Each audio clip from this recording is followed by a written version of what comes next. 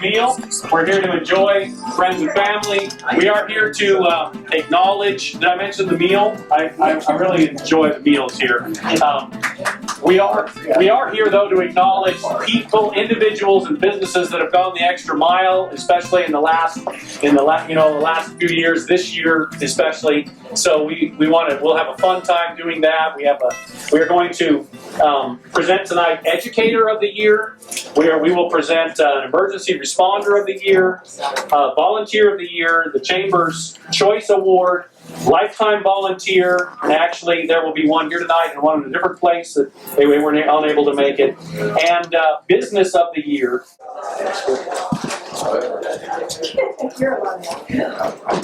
Good evening, and thank you all for coming, and we're really excited that you're here. We're really brief. The Chamber is really moving forward in the last couple of years. I think people have noticed it. Our flag project has been a big hit. We just got another new set of 100 flags, so there'll be brand new flags out on the streets again. And also we're given a $600 check from a fund from marijuana confiscations and so on to buy more flags in the future, so we'll be able to continue to have these nice bright 100 flags lining Christmas Valley Highway 5 times a year. We've also built a new touristic information center that's just about complete now, that's going to be open 24 hours a day. Our membership is up, and as you know, this is one of our major activities, which by the way is not a fundraiser. It is just to be able to honor the folks that do so much work at our community. So again, we thank you for coming. That was nice. Thank you. Yeah. Good evening all. It's a pleasure to be here, and thank you very much. From my accent, you may know I'm not from Lake County. I'm from Arkansas originally. I moved around with the Forest Service and changed from the Forest Service to Bureau of Land Management for the sole purpose of coming and taking my roots in Lake County. And one thing, even when I was still working with the Bureau of Land Management, there's one thing I've noticed about the northern part of Lake County is that it's a can-do folks. You guys just really amazed me ever since I've been in Lake County for 16 years that if something needs to be done, you just roll your sleeves up and get it done. I appreciate that. I was asked to give a state of the county. I kind of started at the top and worked down. I'll be brief. We just finished our county budget process, and everything's funded. Everything came out in black. But when you look at the trajectory of our expenses, they can't go this way, and our income's this way. So a few years down the road, maybe 4 or 5 years, we'd be needing to really maybe tighten up a little bit, or else find some other source of means. Our road department have been very good. Rick D'Amelio, I give hats off to him. He works tremendously all across it. But that road fund is also diminishing in the years to come. We're going to have to look at some innovative ways to keep our roads open. Roads are critical, especially in this northern part of the county. And other things going on, I'll just touch a little bit. One of my things I've been working on with a passion is broadband internet, and trying to get it out to the rural communities. And I appreciate very much Nathan Church. I was hoping he might be here tonight. He revitalized the internet extension, but he's being a farmer. He's busy, which I can understand. I grew up on a farm myself. So he's piecemealing it at a time to get the internet services out.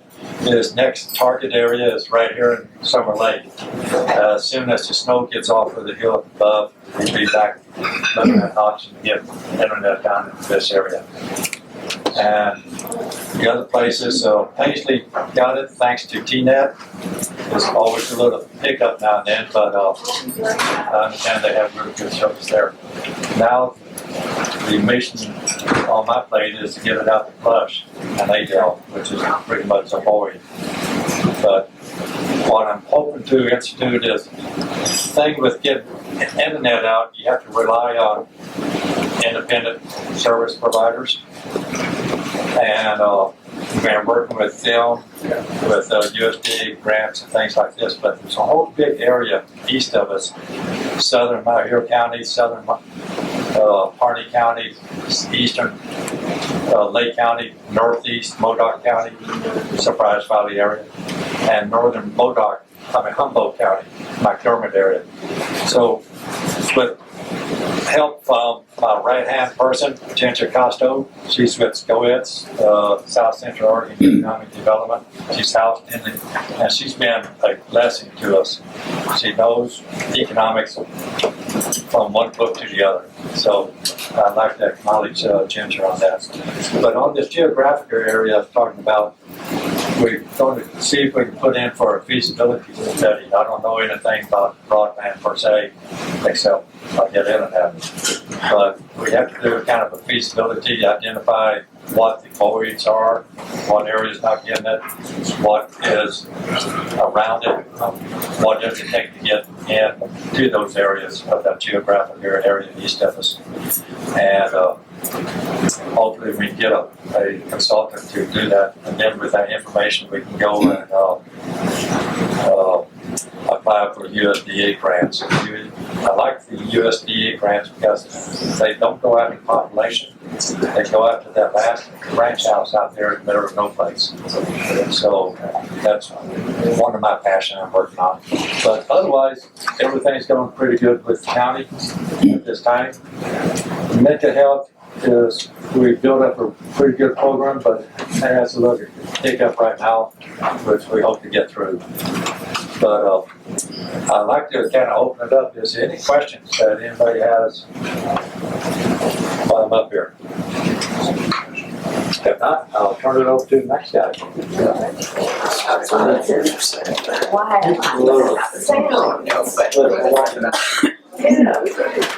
You know, the last time I spoke, it was over dinner at the FFA banquet. And I feel like when you get asked to speak over dinner, it's because they don't want to know what you have to say anyway. You're preoccupied. So, but anytime I think I'm losing, I'm just going to yell out a ticket number. Because I saw how quiet everybody got when we were doing that. So, you know, I came to North Lake almost 3 years ago to the exact day. And I'm no stranger. I spent a lot of time in La Pine back in the days when North Lake kids went to La Pine. So a lot of former students are out here. Now I have some of their kids in school. One of the first things that I encountered when I came here was I realized that as a district we were spending between $300,000 and $100,000 a year over our revenue, and we were on track within 18 to 24 months, for lack of a better term, to be bankrupt. And so I had to set about finding ways to cut costs, combine some jobs. We brought that spending under control. At best, we are stable. And I like what Ken said when he said, you know, our funding level and our spending, our trajectory, we kind of level those out. But from year to year, we never know what it's going to be like based on what the state formula is. The state school funding formula is very complicated. I jokingly tell people that it was put together by somebody who went to college way too long and data classes and stuff like that and statistics. But it's complicated. It's hard to explain to people. But we're as stable as we can get until the state does something about how they fund organizations such as ours. I'm going to tell you that we have a very strong school. And I think we're a strong school because we have an exceptional staff. They're good people, they're dedicated. I expect to lose maybe 3 people this year. I think some young folks that don't have much of a social life out here, I think if they're not looking right now, I expect them to. So we always have a little bit of turnover. But we also try to work very hard at getting good people to come in. I don't care where I'm at, I always try to find the best people that are available. You know, we get a school report card every year, and again, it goes back to statistics and data. The one we got a year ago, they changed it. They ranked us on a scale of 1 to 5, with 5 being exceptional, 4 being strong, and 3.7 being average. And we got a report card that says we were 3.4, which is below average. And I'm going, I don't agree with that. And so I called the State Department and I said, tell me where the catch is. And they said, well, you only had 39 kids graduate over the last 2 years. I said, I know a lot of small schools in Eastern Oregon that won't have, you had to have 40 kids to meet that benchmark in 2 years. I said, I know a lot of small schools that won't have 40 kids graduate in 5 years. What do you do to them? And they went, good point. And so I raised this question at a meeting with about 5 times as many people. They were all school administrators who were loaded for bear. They had the same issues I had. So they recalculated our numbers, and I said, okay, take the graduation piece out. What would our school score? He says, about a 4.4. I said, so not only is that above average, that's a strong school, right? He says, yeah. And I says, what do I tell my public when they see that 3.4? He says, well, you can tell them you didn't have 40 kids graduate. So, but we fought that battle and won. Okay, we have a strong school. Okay, I want you to know that. Yes. I don't care what the data and the stats. You know, one piece of statistics that comes out of the State Department says we look at all the pieces. You know, I have crib notes. Just a second. I was so tied up with thinking I was going to win a door prize. You know, we get creative. We have what's called a P3 grant. We got that through the Oregon Community Foundation. And we wanted to start a preschool because we have a lot of kids that just don't get a lot of attention before starting kindergarten. Laura House was the Educator of the Year last year, and she is fantastic. She takes kids where they're at and gets them ready to enter the first grade, but it takes her a long time. By the way, Laura House is one of my students from Lafayette. Just want you to know that. Love that kid. But we applied for a P3 grant. It's not designed to start a preschool. It's designed to enrich things. And my question on that grant was, how do you enrich something that you don't have? But we got creative, and we got about $65,000 the first year to do a lot of community outreach stuff with preschool kids, and up through grade 3. We got about $70,000 this year, and it's been renewed for one more year next year, and then we lose it. So we look for attractive grants to help our school and our community. We also just received an $18,000 grant for our Career Tech Ed program for our ag science. Chad Waldron does a marvelous job, one of the best ag science teachers in the state. So we keep looking for ways to supplement that budget crunch that we mentioned earlier. Our kids also compete very well in the area of scholarships. We just had a young lady receive an ROTC scholarship, and if she stays in school and does everything right, it could earn her $180,000 over the next 4 years. Local kid, does well. We're in the process of going into our testing cycle, and I don't care what your thoughts are on testing. It's something that we do. It's a way that we measure ourselves. My first year here, my first spring, I had a class where 1 out of 19 kids met the math benchmark. So what do you think we've been focusing on the last 3 years? Math. And as we've tested those kids each year since, we've seen an uptick their next year, and then we changed. We went from one system of testing to what's called Smarter Balance, and that's a political hot potato in itself. So we're looking at those kids this year to see how well they compare with their math scores this year to what they had in spring of 2013.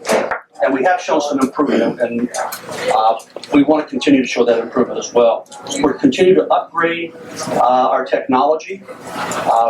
When kids go to college, it's amazing what skills they have to know with technology. And speaking of college, we have 20 kids in school right now that are earning college credits already. And so when they enter college, those that we had a student graduate last year who had almost his entire freshman year of college done at North Lake School. And so we keep looking for ways to advance education, to make sure that our kids are ready for their next steps, whether it's entering the business world, going to college on an ROTC scholarship, or going to college. We want to make sure that they're ready. And we continue to do that. And we do that because you have a great staff. Right? Now, I'm not hard to find. I'm usually at school at most activities and events, so if you ever have questions and you want to talk about what we're doing with our school, drop by. I'd love to talk to you. Thank you. Thank you all. How many of you know what Playa is? I don't. How many of you know what Summer Lake Inn is? Anyway, so Playa, pronounced Playa, meaning, dry lake bed. We're a nonprofit, and we're an artist residence program, and we house artists, writers, dancers, photographers, scientists. They come to Playa for the gift of time and solitude, and we have 8 to 12 people there at a time. Last year alone, we had over 170 that we brought out there, for the year. we do monthly things called Playa Presents. You want to get that? Just answer it. That's right. And so we do these monthly Playa Presents. We did one today. There were about 30 people there where we have open studios. The writers read. Today we had Noah Stricker, who is from Eugene, Oregon, who's in residence. He last year had the big year where he saw over 6,000 species of birds, and so he's the top birder in the world right now. And he's out there and he presented a movie and talked about that. We're not a cult, and I say that because people always talk about the fence that we have around there, and we are open to the public, and we would like you to stop there. Like I said, we we work with Paisley Schools, we work with the library. Today, for the first time, from Thule's bus from the chamber came out with Art Place America grant and Library of Eastern Oregon, brought people from Lakeview to apply. And so, like I said, once a month we do these receptions that are open studios, nice little layout of food for you. You should come and see. And basically, we're bringing these artists and scientists here from all over the world, and it's like this resource that we're trying to get Lake County to use. And so we also do other things that we offer a scholarship to a Lake County graduate in the arts. We brought Pep Talk, which you might have seen it either in Lakeview or in Paisley. Performing arts group from Portland came out. So we do a lot of those things, and for 2 years we've been working with LCRI out of Lakeview, Lake County Resource Initiative, and bringing artists and scientists together to do a symposium. We do it every July, we do a symposium, and we're trying to do art, science, and community collaboration projects that are germane to this area, where maybe we could, I know that the arts aren't very strong in the schools right now. We've got these people that are just a wonderful resource. So if you, please come down, familiarize yourself with Playa, stop in any day of the week, see what we're all about, and thank you for having me speak. One of the other first things I had to do when I got here 3 years ago was hire an athletic director. And the State Athletic Association, the OSAA, holds building principal directors responsible for all aspects of the high school's athletic program. And so I wanted to hire somebody who believed athletics, what their role was, as I did. To me, it's in the classroom. And after interviewing Tracy and a couple other people, I offered the job to Tracy. And she has not been a disappointment. In fact, one of the candidates came up to me a few months later and said, "You made the right decision." And so I think I did. Now, sometimes we have disagreements in my office, and I go, "Why would you do that?" And her response is typically, "Because I'm blonde." Well, Tracy, no, it doesn't. So we'll just see how blonde she thinks she is. The Educator of the Year, to me, is a prime role model for young women. This lady has been at school for 22, 23 years in a variety of capacities. She's coached volleyball, she's coached little kids basketball, she's been the high school girls basketball coach for a number of years, and just stepped down this last year and cried halfway through the season because of her attachment to the kids and to the ladies. Many times I have asked her, "Will you please talk to so-and-so? She needs some mother time right now." And that's what Tracy does, is she mothers these kids. And I jokingly have told her that I think you probably powdered half their bottoms when they were in diapers. That's why you had such a hard time letting go of the program this year. And so we were talking about Educator of the Year. An educator doesn't have to be somebody who's a licensed teacher.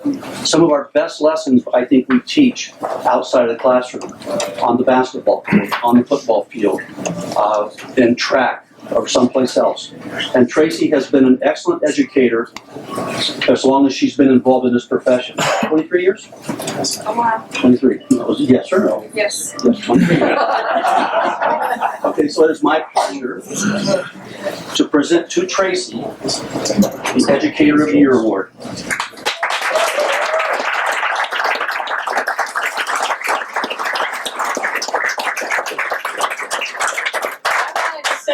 Kara was going to be here to help with this presentation, but she had to work.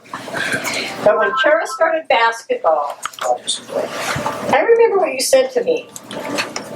I don't think I can ever teach this kid how to play basketball. Do you remember that? And she ended up being a star player, and she ended up being a star player because she had a star coach.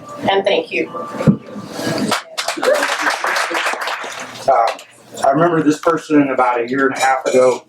I walked into the EMS building there in Christmas Valley, and they're in their first class. She's sitting there with a cast.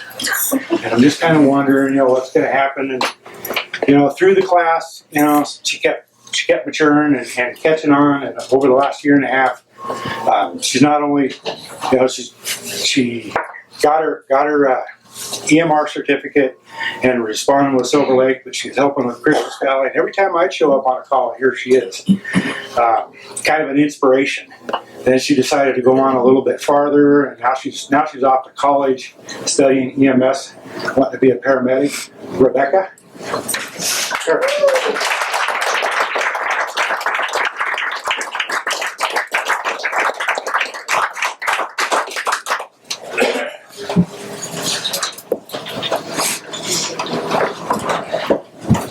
It's good to see you.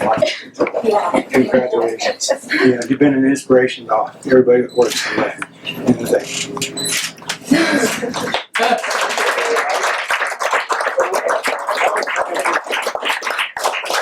Thanks to your mom's help, that was fine.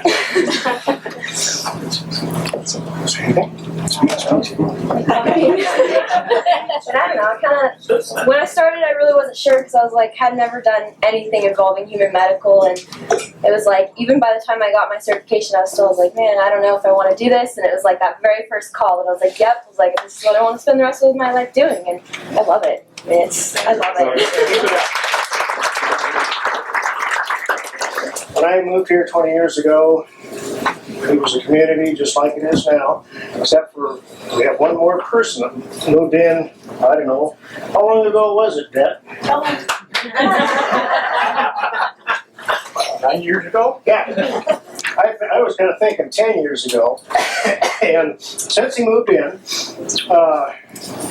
we have had the privilege, the community, of debt. And I'll just tell you a few things that we can count on. We can count on him bearing a cow, bearing a horse. We can count on him moving horses and moving cows. We can count on him hauling stuff. We can count on him building stuff. We can count on him repairing stuff. He just doesn't cook. He just doesn't. Yeah. We can sit around, we have a little coffee fletch here every Saturday, and we can sit around, Beth horse is pregnant, and, the bitch is blood, and he'll go, well, can't do anything about the horses, but my gosh, I got a backhoe, and I can go get that ditch unplugged for you. And it doesn't matter, you don't have to ask him, somehow he knows what needs to be done and who needs to have the help. So, Dad, come on up.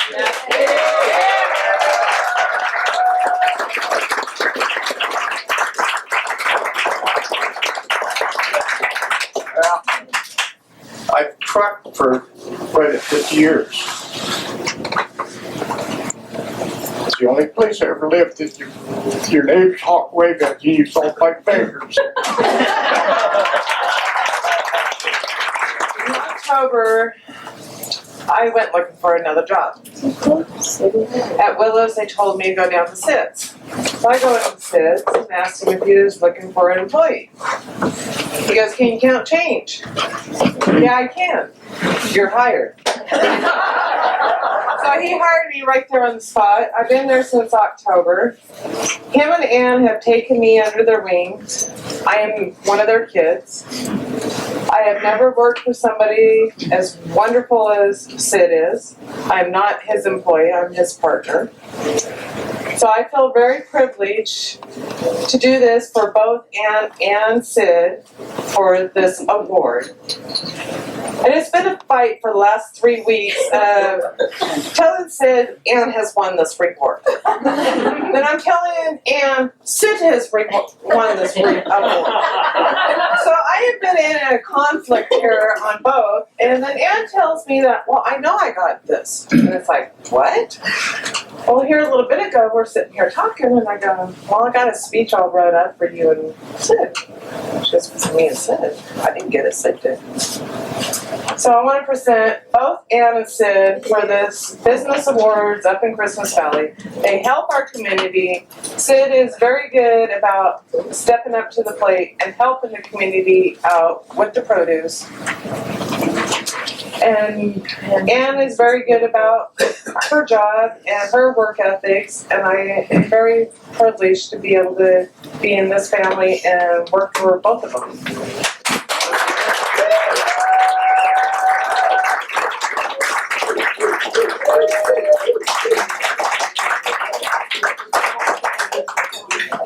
And it's a small family business of the year award for both of these guys. For them to come in the last 3 years and get their business going, and how wonderful it is to work down there for both of them. And they're both professionals, and it's what they do for our community. Yes.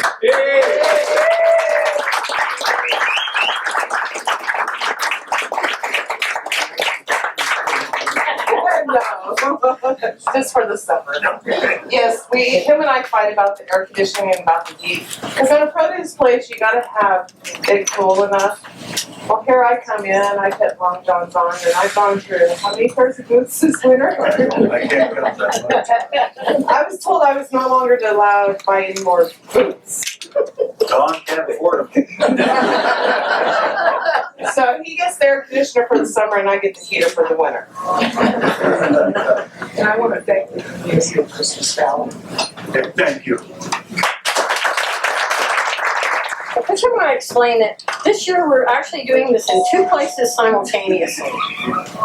So while we're awarding Carl and Peggy Shumway their Lifetime Volunteer Award, Bob and Sharon Tuttle are getting it over at the beef dinner in Fort Rock. Because these guys work so hard in their own communities, and then we realized it was kind of silly to try to get Bob and Sharon to come over here when they're trying to serve dinner to everybody they've been serving dinner to forever. But we wanted Carl and Peggy to come. Peggy couldn't come, but Carl's here, and we'd like him to come up front. You'll have to struggle with him.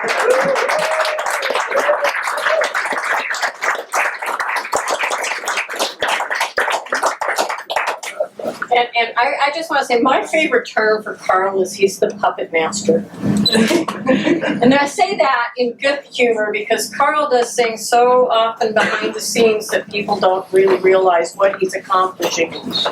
But he's always behind the scenes working for the community.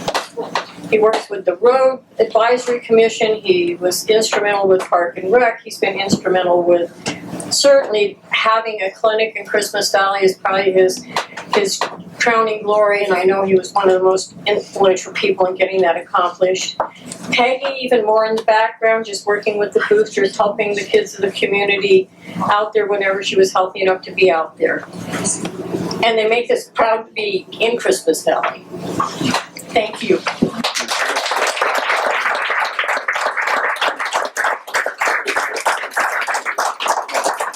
No fishing trip? Not back, on your ball. Well, thank you, Terry. I do believe in volunteering in your community, and I think I've done it for quite a while, but I don't think it's lifetime yet because I'm not done. Thank you. It's been about 4 years ago that the Lodge at Summer Lake was presented with Business of the Year Award at a chamber function in Christmas Valley.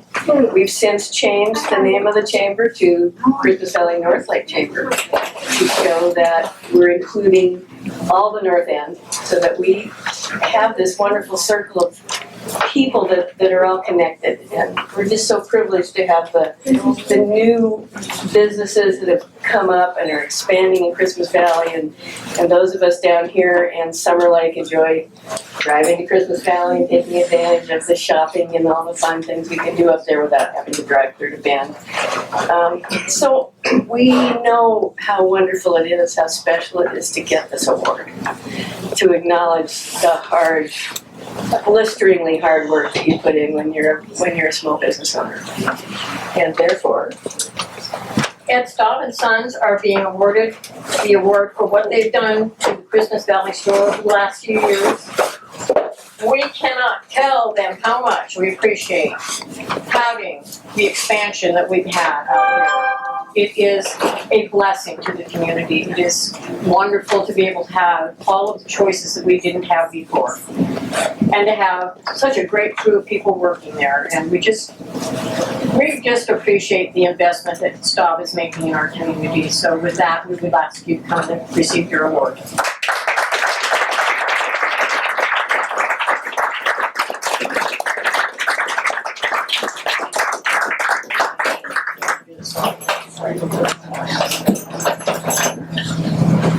Thank you. I'd just like to thank the people of Christmas Valley and North Lake for giving us the opportunity to serve them. And I'd really like to especially thank Carrie and her crew, because you can't have a business of the year without the people inside the store. She's done an excellent job.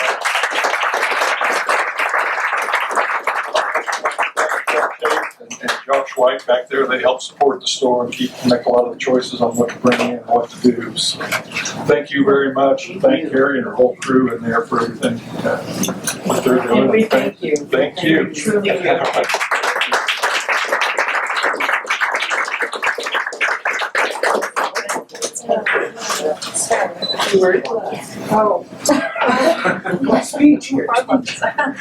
They bought us in 2007, and then 2014 is when they completed the remodel where they doubled us in size. So now we're able to have better vendors, get more product in, and like you said, with the support crew that we have working behind the scenes, the cashiers on the floor, and having owners that believe in our community and support us, we're just going to keep getting better and better. Thank you. Very proud. So, we are presenting this to the Flyway Restaurant. Oh, and this is what it says. If I can read it without falling, because I can't read that. Oh boy, here we go. Look, you can read it, I won't roll that way. I won't do. Just to lodge at Summer Lake, because you do what you do so well. Our awards banquets are the talk of the town. Thank you from the Christmas Valley North Lake Chamber.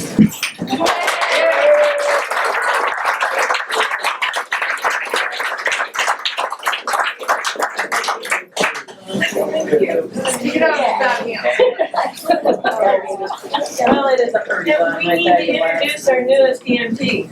Oh yeah, oh yeah, you can have it. That's right, you just did that. Pass my testimony.